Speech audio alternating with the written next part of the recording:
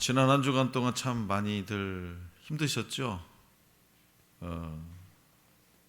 TV를 틀 때마다 계속 쏟아져 나오는 뉴스는 이태원 거리였습니다. 너무나 힘들었을 거예요. 그럼에도 불구하고 오늘 우리에게 주신 하나님의 말씀을 통해서 우리가 다시 한번 각성하고 위로받고 또 믿음을 새롭게 하는 귀한 시간이 될 수 있기를 소망합니다. 정직을 삶의 이상으로 정하고 살아가던 한 남자가 있었어요. 그는 모든 법과 규정을 철저히 지키려고 노력했고 완벽주의자, 교과서, 법 없이도 살 사람 등의 별명으로 불릴 정도로 정직하게 살고자 했습니다. 그러던 어느 날 밤 남자는 6살 난 아들의 심한 구토와 발열로 인해서 급하게 병원으로 차를 몰고 가게 되었어요. 급하게 차를 몰던 중에 집 근처에 세워져 있던 포장마차와 이렇게 충돌하는 그런 사고가 생겼습니다. 다행히 밤 늦은 시간 영업이 끝났기 때문에 물질적인 어떤 피해만 입었을 뿐 인명피해는 없었습니다. 하지만 남자는 아들의 치료가 너무 급해서 포장마차 주인에게 어떤 연락도 하지 못하고 병원으로 달려갔지요. 다행히 아이는 병원에서 잘 치료받아서 퇴원했습니다. 퇴원하다가 이게 차를 타려고 보니까 자신의 차가 많이 부서진 것을 보고 그날 밤 사고가 생각이 났던 거죠. 그래서 포장마차에 들린 남자는 포장마차가 많이 손상되지 않았음에 안도했습니다. 그리고 아들을 살리기 위해서 그런 것이니 포장마차 주인도 알게 되면 이해해 줄 것이라고 생각하고 이 일을 그냥 넘겼습니다. 그날 이후 남자는 조금씩 변해가는 자신을 바라보게 됩니다. 그는 자신의 잘못에 대해서 쉽게 합리화했고 점점 더 이기적인 모습으로 살아가는 자신을 발견했습니다. 작은 죄의 틈을 막지 못해서 결국 죄의 늪에 빠져버린 것이죠. 성도 여러분, 요즘 여러분들 중에도 자기 자신이 점점 나쁜 방향으로 빠져들어가는 죄가 있다면 무엇인가요? 요즘 하나님과 나 사이를 가로막고 있는 죄는 무엇인가요? 예수님 시대 유대 민족은 정치 경제적으로 불안정했고 백성은 희망이 없었습니다. 그들은 로마의 지배 아래 영적인 어둠 속에서 자신들의 유익만을 추구하면서 살았습니다. 이런 상황 속에 있는 이스라엘 백성에게 예수님은 시대를 분별해서 화해하기를 힘쓰라고 말씀하십니다. 곧 돌아올 주인을 맞이할 진실한 청지기처럼 항상 깨어서 허리에 띠를 띠고 등불을 켜고 서 있어야 한다고 가르쳐 주십니다. 그리고 매우 엄중하고 특별한 정치적인 사건이 발생했어요. 당연히 사람들은 예수님의 의견이 궁금했습니다. 그런데 예수님의 반응은 그들의 기대와 달랐습니다. 예수님은 회개의 필요성을 역설하십니다. 오늘 우리에게 주신 본문 말씀에 나오는 세 가지 이야기는 동일한 주제를 반복적으로 다루고 있는데요. 앞에 두 사건은 모두 빌라도와 관련이 있습니다. 본디오 빌라도는 AD 26년 디베리오 황제 때에 유다와 사마리아를 포함한 유다의 총독으로 10년간 재임했습니다. 빌라도는 하급 사령관인 군사 호민관으로 군대에 들어가 능력을 인정받았고요. 30세가 되기 전에 유대 총독으로 임명된 것으로 보입니다. 그는 유대 민족을 가혹하고 무자비하게 대했습니다. 그리고 사내들인 공의회가 소유했던 사형 집행 선고권을 로마 총독의 권리로 옮겨 언제든지 자기 뜻대로 사형을 집행할 수 있게 했습니다. 그의 포악한 성격은 기독교 역사학자 요세푸스의 기록을 통해서도 우리는 충분히 엿볼 수가 있습니다. 자, AD 31년 봄 6월절에 이스라엘 순례자들이 예루살렘 성전에 올라왔을 때 메시아를 대망하던 갈릴리의 민중 사이에서 폭동이 발생했습니다. 이때 빌라도는 잔혹한 방법으로 유대인 다수를 학살했습니다. 그뿐만 아니라 사륙한 폭도들의 피를 성전으로 가지고 와서 예배당에 가지고 와서, 오늘날 같으면 이 예배당에 가지고 와서 여호와를 모독하기까지 했습니다. 그로 인해서 유대인들은 빌라도에 대해서 큰 분노를 일으키고 있었습니다.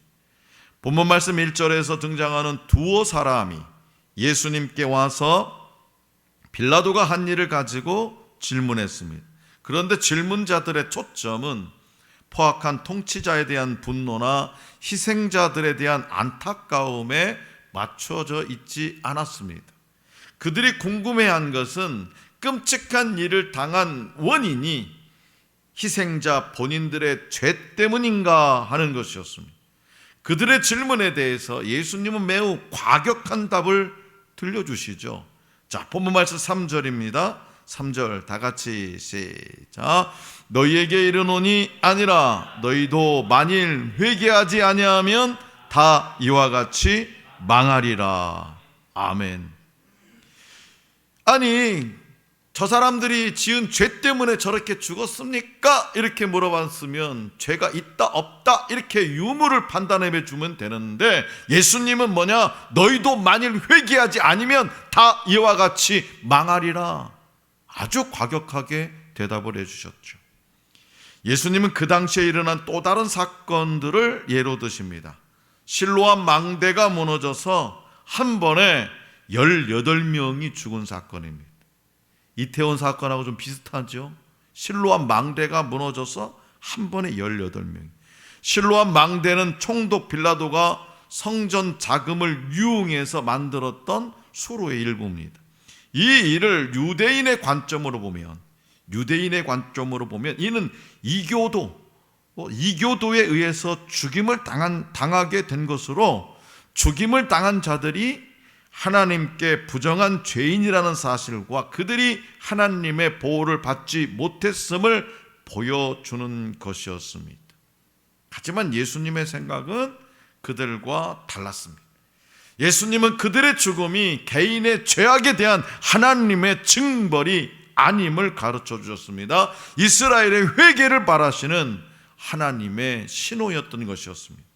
다시 말해서 실로암 망대가 무너져 그들이 그렇게 순식간에 사고로 목숨을 잃은 것은 많은 사람이 생각하는 것처럼 그들에게 큰 죄가 있었기 때문이 아니라고 말씀하십니다.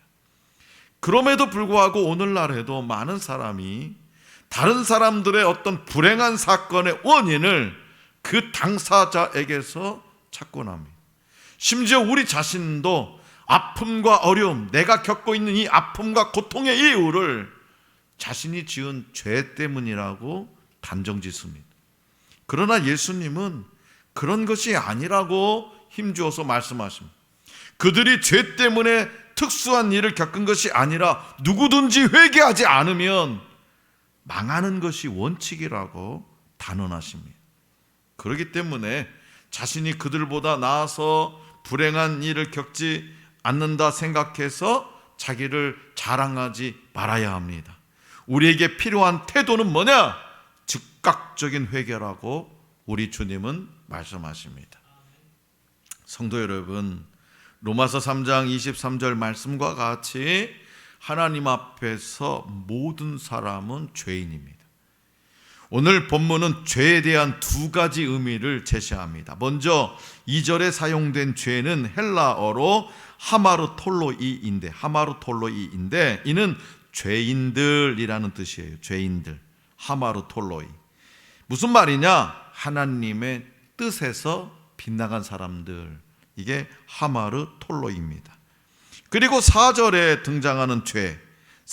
등장하는 죄는 헬라어로 오페일레타입니다. 오페일레타이. 무슨 뜻이냐? 빚진 사람들. 우리 한글로는 똑같이 죄인데 다르다는 거죠.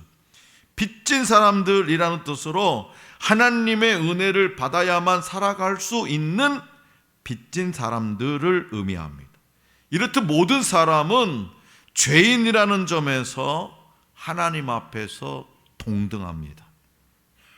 저와 여러분들도 본문 속 질문자들처럼 은연중에 나는 이만하면 괜찮다, 나는 저 사람보다 낫다 라고 생각합니다. 다른 사람과 비교하면서 의로움과 선함과 조건을 내 안에서 찾는 거죠. 이것은 너무나 위험한 사고방식입니다. 상대성을 기준으로 의를 판단하면 가슴 아픈 일을 당한 사람들의 심정에 공감할 수 없습니다. 교도소 사역을 가다 보면 이런 일이 맞닥뜨릴 때가 있어요.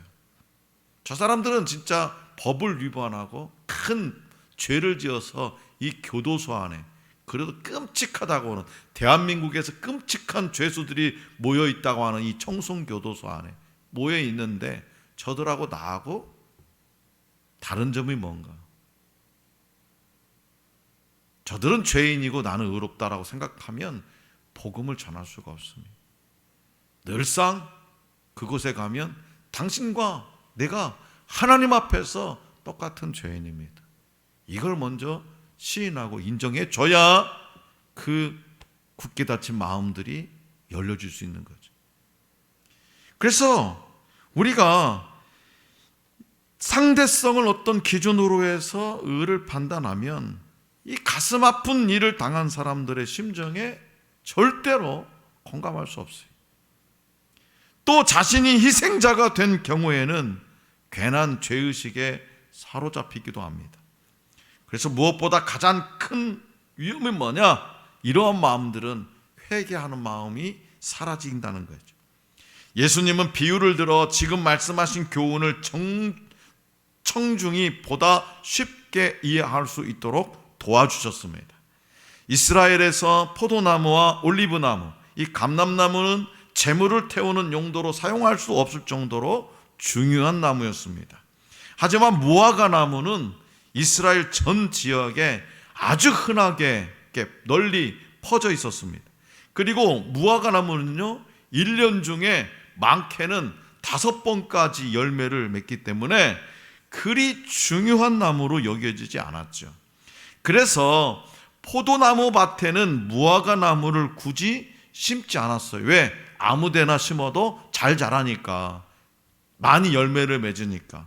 이런 이해 속에서 볼 때 예수님이 비유를 말씀하시며 한 사람이 포도원에 무화과 나무를 심은 것이 있더니 라고 하셨을 때 그 주변에 듣는 사람들은 상식적으로 비상식적이라는 거, 왜 그런 일을 했을까? 뭐 때문에 무화과 나무를 포도밭에, 그 귀한 포도나무 밭에다 심어? 그렇게 의아하게 생각했을 거라는 거죠. 그러나 하나님의 관점에서 바라보면 뭐냐? 사람들이 죄를 짓는 것이 비상식적이라는 거죠. 무화과 나무를 포도나무에 심는 것이 비상식적이라는 것, 비상식적이듯이 사람들이 죄를 짓는 것이 비상식적이라는 거예요. 그래서 예수님의 비유는 계속됩니다. 자, 본문 말씀 7절을 우리 다 같이 받들겠습니다. 7절 시작. 포도원지기에게 이르되 내가 3년을 와서 이 무화과 나무에서 열매를 구하되 얻지 못하니 찍어버리라. 어찌 땅만 버리게 하겠느냐. 아멘. 예수님의 이 말씀은 하나님이 사람들에게 기회를 주셨고 오랜 기간을 두고 하나님의 뜻에 합당한 열매를 맺기를 인내하며 기다리고 계셨다는 것을 의미합니다. 그럼에도 열매가 없으니 찍어버리겠다고 말씀하십니다. 이런 주인의 분노에 포도원지기는 본문 말씀 8절에 기록된 대로 금년에도 그대로 두소서라고 말하면서 한 번의 기회를 더 주면 열매를 맺을 수 있도록 최선을 다해 보겠다고 부탁합니다. 자, 성도 여러분, 하나님이 여러분에게서 찾으시는 열매는 뭘까요? 지금 올해도 이제 이렇게 지금 추수의 계절 11월 감사의 계절을 맞이했는데, 그러면 우리가 막 열매를 맺어야 된다. 우리도 신앙의 열매, 믿음의 열매를 맺어서 하나님 앞에 보여드려야 된다라고 하는데, 그 하나님이 저와 여러분에게서 찾으시는 열매는 뭘까요? 다시 기회를 주시는 하나님 앞에 회개의 열매, 우리의 사역의 열매를 맺기 위해서 어떻게 해야 될까? 하나님은 죄인인 사람들에게 구원의 기회를 주셨습니다. 구원의 기회. 죄인임에도 예수 그리스도를 믿기만 하면 하나님 아버지의 크신 은혜로 구원받아서 의롭게 되는 은혜를, 천국 백성이 되는 은혜를 누릴 수 있게 하셨습니다. 그래서 그리스도인들은요, 저와 여러분들은 하나님이 허락하신 이 기회를 잘 사용해야 됩니다. 돈 한 푼도 안 들여서 이 기회가 은혜를 입게 되니까 이 복음의 은혜를 너무 하찮게 여겨요. 제가 이번 한 주간 동안도 참 마음이 아팠던 건 뭐냐면, 이 복음을 너무 싸디싼 값싼 은혜로 알아듣는 사람들이 있어서 마음이 아팠어요.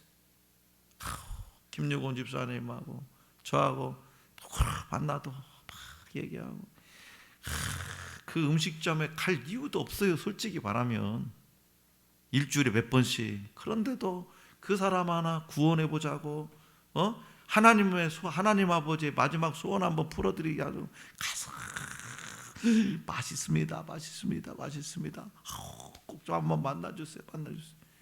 애걸복걸 하니까 사람들이 이 복음이 너무나 싸디싼 시장 바닥에 굴러다니는 그런 야채 덩어리로 알더라는 얘기죠. 너무 마음이 아파요. 나 주말에 머리가 아팠어요. 내가 함양에 결혼식 예식장도 가야 되는데 사모님은 이유도 모르고 내가 좀 컨디션이 안 좋으니까 당신 요새 많이 힘들어서 그런다고 그러는데, 그것 때문에 내가 아팠어요. 하나님, 가슴이 아팠어요. 비웃는 것 같고, 어느 카페를 갔는데요, 둘이 쏙닥쏙닥거리는데요, 비웃는 거. 저들이 뭐들어 여기 왔냐? 오라고. 다 보여요. 그런 모습을 보면서 내가 비참했어요. 예수 그리스도의 이 복음이, 인류를 구원한 이 복음이 이렇게 싸디싸게 취급받나?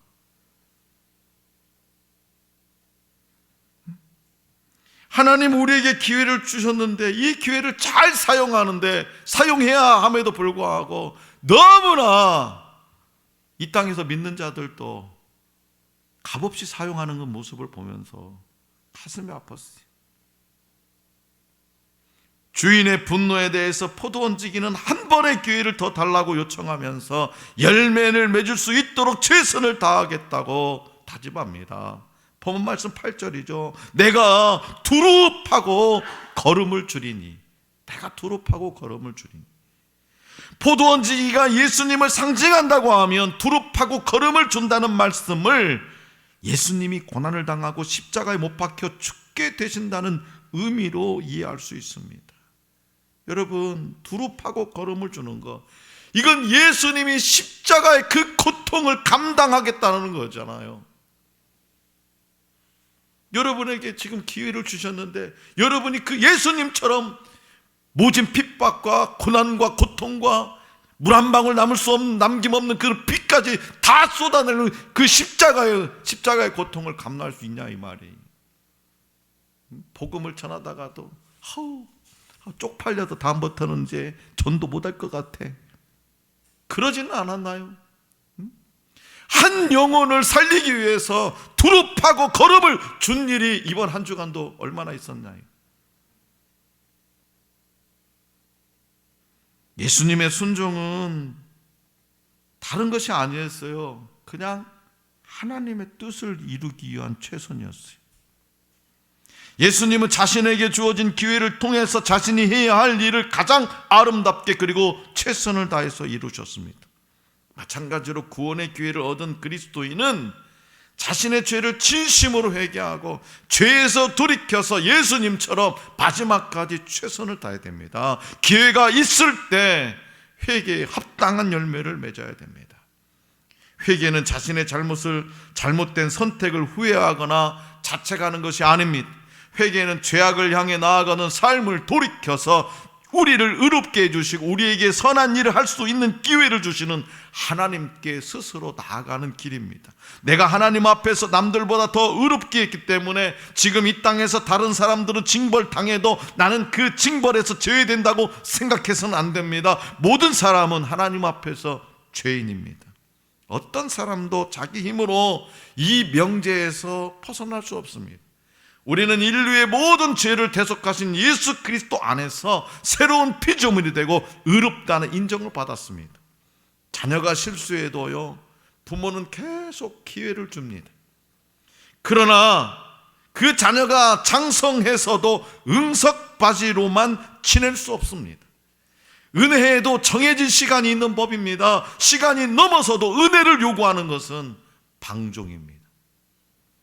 예수님 당시 로마 제국의 통치자들과 피지배민인 유대인들 사이의 반목은 하루 이틀의 문제가 아니었습니다.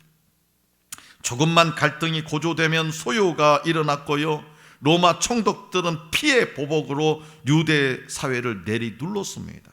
조선인들도요, 일제 치하 때 말로 다 할 수 없는 고통을 겪었으니 유대인들의 심정이 이해가 갑니다. 주님은 이에 대해서 그들이 죽은 이유는 다른 이들보다 더 큰 죄를 지었기 때문이 아니라고 말씀하십니다. 무슨 말씀입니까? 당시 유대인들은 갈릴리인을 무시했습니다. 가난하고 죄 많은 사람들이라고 치부했습니다. 같은 동족인데도 그들이 죄가 많아서 그런 일을 당했다고 생각했습니다. 사랑하는 성도 여러분, 다른 사람, 다른 나라의 재난이나 비극에 대해서 인과응보라는 말을 삼가하시기 바랍니다. 그것은 욥의 친구들과 같은 우를 범하는 행동입니다. 예수님은 너희도 만일 회개하지 아니하면 다 이와 같이 망하리라 라고 말씀하셨습니다. 인간은 죄의 문제에 대해서 정직하지 않습니다. 남들은 죄인 취급하지만 자신에 대해서는 죄의식이 없습니다. 시대를 걱정하고 말세를 두려워하지만 이런 시대를 만든 창본인이 바로 자신임을 돌아보지 않습니다. 판단의 권리는요, 오직 주님께만 있습니다. 인간은 판단하는 주체가 아니라 분별하는 자요, 회개하는 자입니다. 다시는 이 땅에서 일어나지 않아야 할 대형 참사가 또다시 일어났습니다. 2014년 4월 16일, 그날을 누가 잊겠습니까? 그토록 잊지 못하는데, 아직도 덜 잊혀졌는데 2022년 10월 29일 156명이 희생당하고 수많은 사람이 중상을 입은 이태원거리 참사가 발생했습니다. 오늘 저와 여러분들이 이 슬픔에 대한민국에서 할 수 있는 일은 무엇일까요? 무엇보다 먼저 우리는 우는 자들과 함께 울라라는 예수님의 말씀을 따라서 슬프고 무거운 마음으로 회개하며 기도해야 됩니다. 그리고 이 땅의 젊은이들이 마음 놓고 평안히 즐기며 세계를 향한 꿈과 비전을 키울 수 있는 창의적이요 성경적인 건강한 문화 공간을 마련하지 못한 것을 하나님과 세상 앞에 가슴을 치며 뉘우쳐야 됩니다. 우리 때는 이런 거 있었던 것 같아요. 찬양의 밤, 문학의 밤. 그래서 교회 다니는 친구들이 이것저것 준비해가지고 교회 안 다니는 친구들을 초청해서 함께 어울리고 즐기고, 또 그 중에서 예수를 모르는 친구에게 복음이 전해지고 그 친구가 예수 믿게 되고, 그런 일들이 좀 많이 있었던 것 같아요. 교회마다. 요즘 많이 없어졌어요. 아예 하지를 않죠. 우리 교회는 이번 겨울에 준비해서 청소년들과 청년들이 준비해서 한번 해보려고 합니다. 찬양의 밤이든 문학의 밤이든. 그래서 믿지 않는 친구들을 초청해서 함께 어울리고 함께 먹고 마시고 다시 리셋해야 되지 않겠습니까? 교회가 그런 일에 앞장섰었어요. 다시는 이러한 후진적인 사고가 재발하지 않는 방안을 찾는 데에 지혜를 모아야 됩니다. 우리가 사는 세상과 다음 세대에게 물려줄 대한민국이 더욱 안전하고 평안한 나라가 되도록 지혜와 힘을 모아야 되죠. 자, 멸망을 피하는 길은 뭐냐? 회개입니다. 하나님은 회개의 열매를 맺지 않는 자를 찍어버리십니다. 그러나 그 결정을 내리기 전까지 우리에게 열매 맺을 기회를 충분히 주십니다. 우리 주님은 다시 한번 말씀하십니다. 너희도 만일 회개하지 아니하면 이와 같이 망하리라. 그러므로 다른 사람의 허물을 지적하기보다 먼저 내 허물을 돌아보면서 회개함으로 멸망의 길을 피하시기 바랍니다. 정결한 마음밭에 말씀의 씨앗을 뿌려서 삶의 선한 열매가 가득할 수 있기를 간절히 기원합니다.